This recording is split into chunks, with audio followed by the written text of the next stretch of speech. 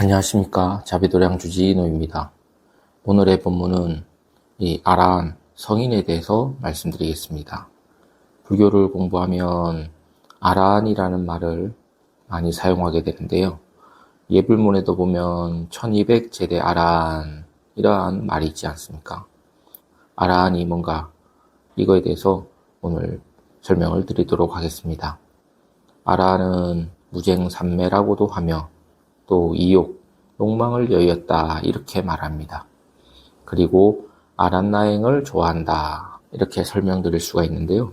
여기서 무쟁삼매라고 하는 것은 마음이 편안해 아무런 갈등이 없는 상태, 또 무쟁, 다툼이 없는 삼매에 들어간 그러한 분들을 아란이다 그래요.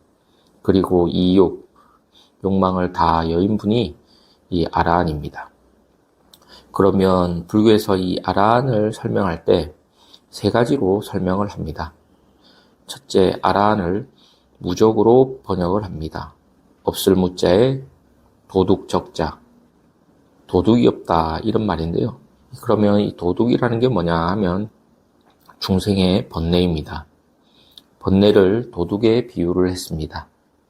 중생에게는 도둑이 있는데요. 그러면 이 도둑은 무엇을 하는 존재인가? 도둑이 무엇을 할까요? 손해를 끼치거든요. 즉 나에게 손해를 끼치는 존재가 바로 도둑입니다. 그러면 나에게 손해를 끼치는 존재는 무엇인가? 번뇌입니다. 나의 번뇌가 나를 괴롭히는 것입니다. 나의 욕심, 나의 분심, 나의 어리석음, 탐, 진, 치가 바로 나를 괴롭힙니다.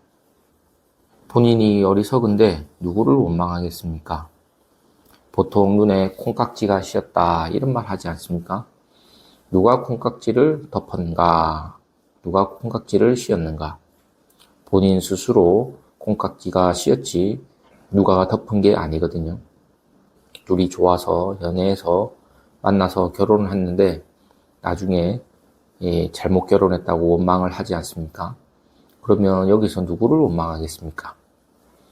바로 본인의 어리석음, 본인의 욕심, 본인의 분심, 분노 이런 것들이 나를 다 괴롭히기 때문에 그런 것들이 전부 나의 도둑이다 이렇게 말합니다. 근데 아라는 이 탐진치가 다 없어졌다 이거죠. 이욕이다 그래요. 욕망을 다 여의었다. 그래서 무적이라고 합니다. 탐진치가 하나도 없이 사라진 상태를 아란이라고 합니다. 그래서 아란이 되면 번뇌가 하나도 없고 탐진치가 하나도 없습니다. 부처님께서 첫 번째 아란이 되었을 때 나의 생사는 이미 끝났다 이렇게 말씀을 하셨습니다. 왜 생사가 끝나느냐? 생사는 욕심 때문에 시작이 되거든요. 그래서 욕심이 없어지면 생사는 없어지는 겁니다. 12연기에서 보면 무명행식 이렇게 진행이 되는데요. 무명행이 바로 욕심입니다.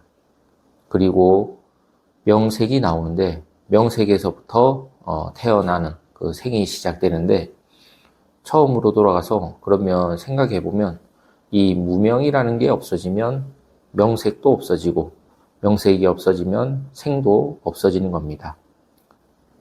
그러니까 탐진치가 하나도 없이 다 끝났으니까 바로 생사가 끝나는 것입니다. 두 번째, 아란을 불생이다 그래요. 아란은 다시 태어나지 않는다 이렇게 말을 합니다. 앞서 탐진치가 다 없어지면 생사가 다 끝났다고 했잖아요. 그거에 이어서 아란은 불생입니다. 다시는 생사를 받지 않습니다. 그리고 세 번째, 아란은 해야 할 바를 이미 다 했다 이렇게 얘기를 해요. 왜냐하면 탐진치를 다 소멸했기 때문에 마음이 고요히 머물러서 아주 고요한 이 호수 같은 상태로 되었기 때문에 삼매와 신통을 다 얻게 됩니다. 그래서 부처님께서도 아란이 되었을 때 이런 말을 했습니다. 닦아야 할 도를 다 닦았다. 이 말은 탐진치가 깨끗이 다 없어졌다는 그 말과 같습니다. 그래서 탐진치를 일으키지 않으니까 생사가 끝나고 또 탐진치를 깨끗이 정화시켰기 때문에 이미 해야 할 바를 다 한 겁니다. 그래서 다시는 생사 가운데 고통이 있는 몸을 받지 않는다. 이게 불생이지 않습니까? 고통이 있는 몸을 왜 받는가? 바로 구하는 욕심 때문에 받습니다. 가끔 이런 한탄을 하는 젊은 사람들이 있습니다. 어머니, 아버지 왜 저를 낳았나요? 부모님에게 한탄을 하는 경우가 있는데 이것은 잘못 알고 있는 겁니다. 어머니, 아버지가 낳은 것이 아니고 내가 이 세상에 오고자 하는 그 구하는 마음, 욕심 때문에 이 세상에 온 겁니다. 그래서 아버지, 어머니의 도움을 받아서 나온 것이지 어머니, 아버지가 낳은 것이 아니다. 그것도 모르고 어머니, 아버지가 그냥 생짜배기로 만든 줄 알고 있습니다. 그런데 절대 생짜배기로 낳은 것이 아닙니다. 내가 이 세상에 나오고 싶은 욕심이 있어서 그렇습니다.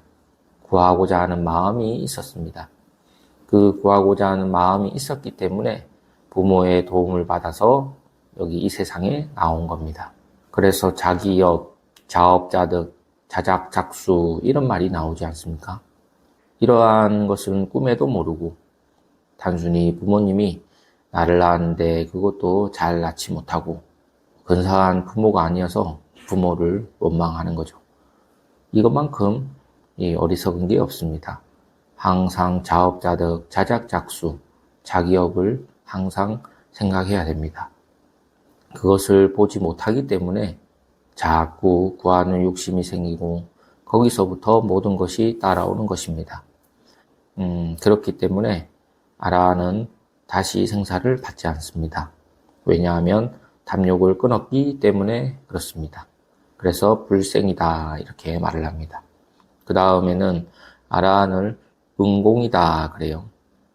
공양에 응당히 응할 수 있는 자격이 있다 이 말인데요.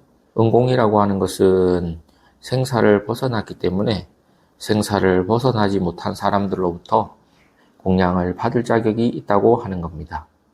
생사를 벗어나지 못한 사람이 생사를 벗어난 사람에게 공양을 올리면 그것은 복을 짓는 일입니다. 작복이다 그래요. 그래서 아라한을 복전이라고도 합니다. 공양에 응하는 복전이다 이런 말이죠. 이것이 바로 불교입니다. 그래서 아라한은 그 중생의 복전이 됩니다. 열심히 수행하여 생사를 벗어난 아라한에게 생사를 벗어나지 못한 중생이 공양을 올리면 그것이 한없는 복이 됩니다. 그래서 아라한을 중생이 복을 심는 복전, 복밭이라고 합니다. 사실 아라한에게 공양을 올리면 공양을 올리는 그 사람이 감사하게 여기는 것이 또한 불교입니다. 왜냐하면 내가 복을 지을 수 있는 기회를 얻었기 때문에 감사하게 여기는 것입니다. 이런 것은 신심이 바탕이 돼야 됩니다. 아주 중요한 일입니다. 사실 자선과 공양은 전혀 다른 것입니다.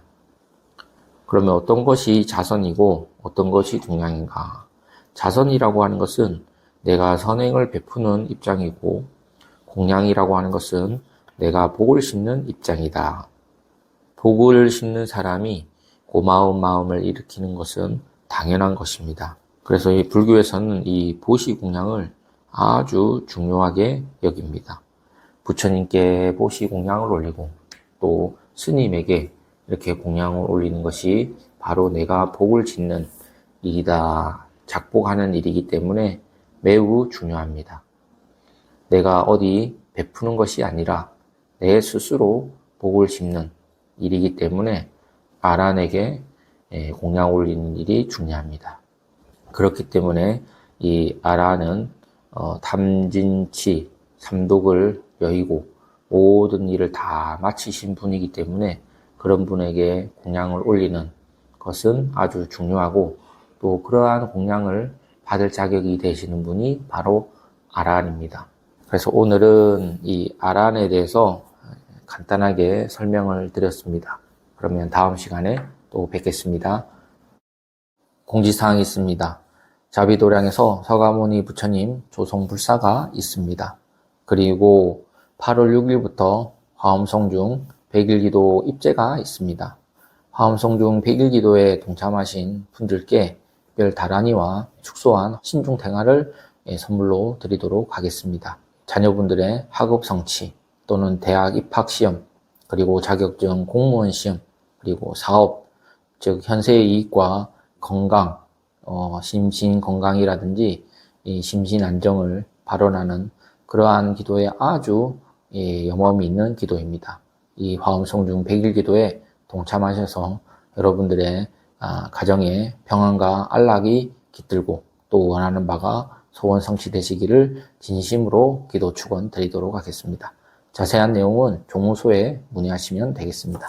그럼 다음 시간에 또 뵙겠습니다. 감사합니다.